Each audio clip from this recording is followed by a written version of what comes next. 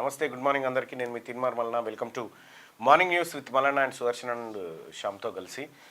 So మొత్తానికి సర్పంచ్ ఎన్నికల వాతావరణం మూడు కనిపిస్తూ ఉంది. తెలంగాణ రాష్ట్రంలో కులగణన పూర్తయిపోయింది. డెడికేట్ కమిషన్ రిపోర్టు అందజేసిన తర్వాత సర్పంచ్ ఎన్నికల్లో ఆ తర్వాత ఎంపీ స్థానిక సంస్థల ఎన్నికల్లో రిజర్వేషన్ల పెంపు అంశం ఒకటి చర్చకు వచ్చింది. సో నిజంగా 42% రిజర్వేషన్ కామారెడ్డి డిక్లరేషన్లో అనుకున్నట్టుగా బీసీ వర్గాలకు దక్కుతుందా, ఏం జరగబోతా ఉంది? దీంట్లో క్లియర్గా ఒకసారి మీకు ఎక్స్ప్లెయిన్ చేస్తా. రాబోయేటువంటి స్థానిక సంస్థల ఎన్నికల్లో బీసీలకు 42% రిజర్వేషన్ దక్కుతుందా, దక్కకపోతే ఆల్టర్నేట్ ఏంది, ఏం జరుగుతూ ఉంది అనేది బోర్డు పెట్టు. ఇంకా రెండోది ఏంటంటే ఇద్దరు పిల్లల నిబంధన.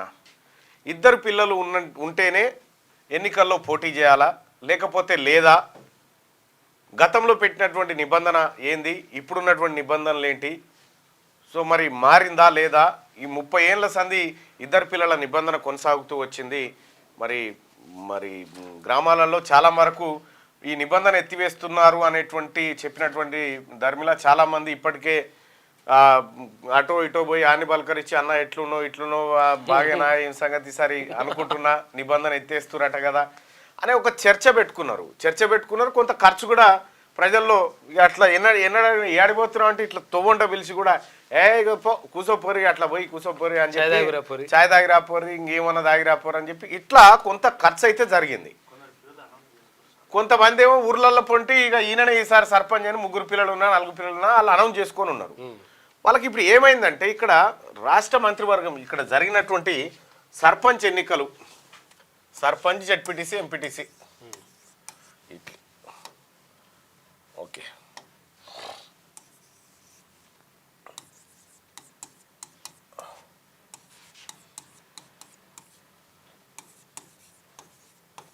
కౌన్సిలర్స్, కార్పొరేటర్స్,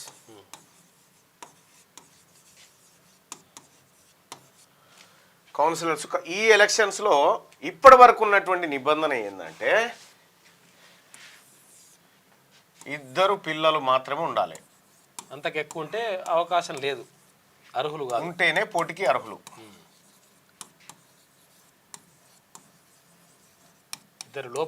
ఇద్దరు ఉండాలి ఉంటే ఆ లోపు ఇద్దరు ఉండాలి. అయితే అది కూడా 19 ఎక్కడంటే 95 లోపల 1995 లోపల పుట్టిన వాళ్ళు 4 ఏం కాదు. 90 తర్వాత వచ్చినటువంటి నిబంధన ఏదైతే ఉందో దాంతో ఇద్దరు పిల్లలు ఉంటేనే పోటీ చేయాలనేటువంటి ఒక నిబంధన తీసుకొచ్చారు. సో తద్వారా ఏమైంది, ఎన్నికల్లో పోటీ చేయడం కోసం కూడా ఈ వద్దురా సార్ మళ్ళీ ఎన్నికల్లో పోటీ చేసే అవకాశం లేదు. అయితే ఇది కేవలం స్థానిక సంస్థలకు మాత్రమే ఉంది. ఎమ్మెల్యేలు, ఎంపీలు, ఎమ్మెల్యే, ఎంపీ, ఎమ్మెల్సీ వీటికి లేదు ఈ నిబంధన. ఏం లేదు.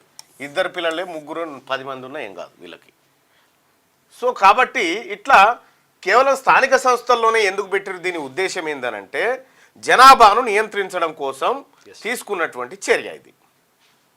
అంటే ఒక ఊర్లో ఒక సర్పంచ్ ఉంటాడు, ఒక ఎంపీటీసీ ఉంటాడు, ఆ తర్వాత ఒక 10 మంది వార్డు మెంబర్లు ఉంటారు. ఒక 12 మంది కుటుంబాలను నియంత్రించినట్టు అవుతుంది ఇట్లా ఒక గ్రామంలో. ఈ 12 మంది కుటుంబాలు తర్వాత ఇంకోటి ఏదైనా పోటీ చేసిన వాళ్ళు ఉంటారు. ఇట్లా పోటీ చేయాలి, ఒక్కొక్క దానికి 10 మంది కూడా చేస్తారు. ఇదో 3 ఇట్లా దాదాపు ఒక 30 కుటుంబాలని ఈ రకంగా కంట్రోల్ చేసే కార్యక్రమం చేసిరు అప్పట్లో. అయితే ఇది చంద్రబాబు నాయుడు గారు ముఖ్యమంత్రిగా ఉన్న సందర్భంలో కేంద్ర ప్రభుత్వం ఒక కమిషన్ వేసింది. కమిషన్ వేసి కేరళ మాజీ ముఖ్యమంత్రితో ఒక కమిషన్ వేసి ఆ కమిషన్ ఇచ్చినటువంటి రిపోర్ట్ ఆధారంగా రాష్ట్రాలకు ఆదేశాలు జారీ చేసి స్థానిక సంస్థల ఎన్నికల్లో ఈ ఇద్దరు పిల్లల నిబంధన తీసుకురావాలని చెప్పి ఆదేశాలు ఇస్తే కొన్ని రాష్ట్రాలు పాటించినాయి, కొన్ని రాష్ట్రాలు పాటించలేదు. అందులో ముఖ్యంగా కొన్ని రాష్ట్రాలు ఇప్పటికే ఆ నిబంధన ఎత్తేసినాయి. రీసెంట్గా ఆంధ్రప్రదేశ్ గవర్నమెంట్ కూడా ఇద్దరు పిల్లల నిబంధనను ఎత్తేసింది. తెలంగాణలో మాత్రం అట్లే ఉంది. తెలంగాణలో కూడా ఇద్దరు పిల్లల నిబంధనను ఎత్తివేస్తారనేటువంటి ఆలోచన చాలామంది ప్రజల్లో ఉండే. మొన్న జరిగినటువంటి క్యాబినెట్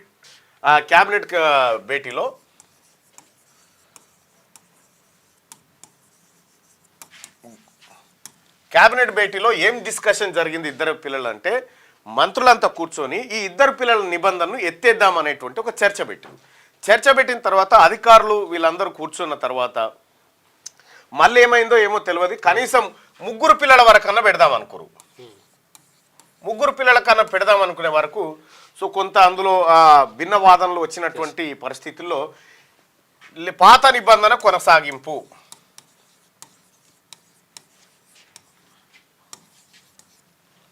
పాత నిబంధనలే ఉంటాయని చెప్పి క్యాబినెట్ సూచాయగో మాట అనుకుంది. దీంతో ఏమైంది, ఇప్పుడు 3 పిల్లలు ఉన్న వాళ్ళు పోటీ చేయడానికి అర్హులు కాకుండా పోయారు తెలంగాణ రాష్ట్రంలో క్యాబినెట్ నిర్ణయం మేరకు. సో ఇంకా దీన్ని మార్చుకునేటువంటి అవకాశం రాష్ట్ర ప్రభుత్వానికి ఉంది. ఈ నిబంధన ఎత్తేసేటువంటి అవకాశం కూడా ఉంది. అయితే ఈ ఇద్దరు ఇవాళ రేపు ఇద్దరు కంటే ఎవరు ఎక్కువ కంటలేరు.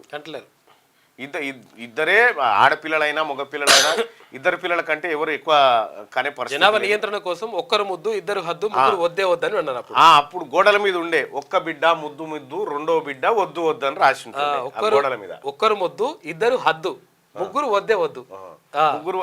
ఇటువంటి కొటేషన్ ఈ నియాసం కూడా ఇచ్చినట్టు. అయితే ఇట్లా నిబంధనలు ఉండేటి. దాని ద్వారా ఏం జరిగిందంటే అప్పుడున్నటువంటి పరిస్థితిలో ఫర్టిలిటీ రేటు ఎక్కువగా ఉండేది. జననాల రేటు ఎక్కువగా ఉండడం వల్ల అది అప్పుడున్నటువంటి భారతదేశంకు ఉన్నటువంటి ఆర్థిక వనరులపైన లేకపోతే ఆహార వనరులపైన వీటన్నిటిపైన ప్రభావం చూపిస్తుందని ఒక భయంతో ఆ నిబంధన విధించి దాదాపు 30 ఏళ్ల నుంచి ఈ నిబంధన కొనసాగుతుంది. పాతకాలంలో డజన్నర 2 డజన్లట పిల్లలు ఉన్నారు. అప్పుడు పిల్లల్ని ఎక్కువ మందిని ఎందుకు కనేది అంటే 10 మందిని కనేది. ఎందుకు కనేది అంటే అలా ముగ్గురే బతికేది. ఇప్పుడు మనం చాలా చూస్తా ఉన్నాం. పెంటే అని పేరు పెడతారు. పెంటే అంటే ఏంటంటే ఈయన దక్కడనుకొని పెంట మీద వారేసి మళ్ళా తెచ్చుకుంటారు అన్నట్టు. ఇస్తారాకులు వేసేసి ఆడ పెట్టేస్తారు. పెట్టేసి మళ్ళా బతికితే ఇస్తారు. ఇట్లా మళ్ళా ఇంకోటి భిక్షమయ్య అని పెడతారు. భిక్ష వాళ్ళకి ఇచ్చి వాళ్ళ తాను భిక్షం తీసుకుంటారు.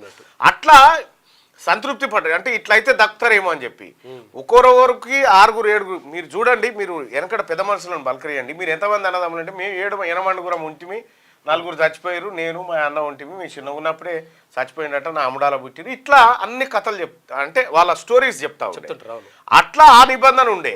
అయితే కొంచెం భారతదేశంలో మెరుగైన వైద్యం మెరుగైన చికిత్స వచ్చినటువంటి పరిస్థితుల్లో ఇక మరణాల రేటు తగ్గిపోయింది. 10 మందిని కంటే 10 మంది ఉండేటువంటి పరిస్థితి. అట్లా ఆహార ధాన్యాల కొరత లేకపోతే రకరకమైనటువంటి ఆర్థిక పరిస్థితులు వాటికి తోడయి ఫర్టిలిటీ రేట్ పెరగడంతో ఈ నిబంధనను తీసుకొచ్చారు. ఈ నిబంధనను తీసుకొస్తే ఇది 30 సంవత్సరాల పాటు కొనసాగిన తర్వాత ప్రస్తుతం ఉన్న పరిస్థితి ఏంటంటే భారతదేశంలో యువకుల సంఖ్య మొన్నటి వరకు ఎక్కువనే ఉంది, ఇప్పటికి కూడా ఉన్నది. కానీ భవిష్యత్తులో యువకుల సంఖ్య తగ్గిపోయేటువంటి మానవ వనరులు, శక్తివంతమైన మానవ వనరులు అంటారు దీన్ని. అంటే పని చేయగల సామర్థ్యం ఉన్నటువంటి మానవ వనరులు తగ్గిపోతే దేశం ఆర్థిక వ్యవస్థ కుంటుపడుతుంది. సో ఉత్పాదక రంగం కూడా ఎఫెక్ట్ అవుతుంది అనేటువంటిది ఒక చర్చ. అయితే ఇప్పుడు ఆ పరిస్థితిని అధిగమించాలంటే పిల్లల్ని కనాలి. పిల్లల్ని కంటే తప్ప రాబోయేటువంటి గడ్డు పరిస్థితిని ఎదుర్కొనే పరిస్థితి లేదు. అందుకోసం అని చెప్పి చాలా రాష్ట్రాలు ఈ నిబంధనను ఎత్తేసినాయి. క్యూ న్యూస్ లో పనిచేయటకు అనుభవం గల కెమెరామెన్లు కావాలను సంప్రదించవలసిన నెంబర్లు 8688926084. qnewsads@gmail.com ను సంప్రదించండి. లైక్ చేయండి,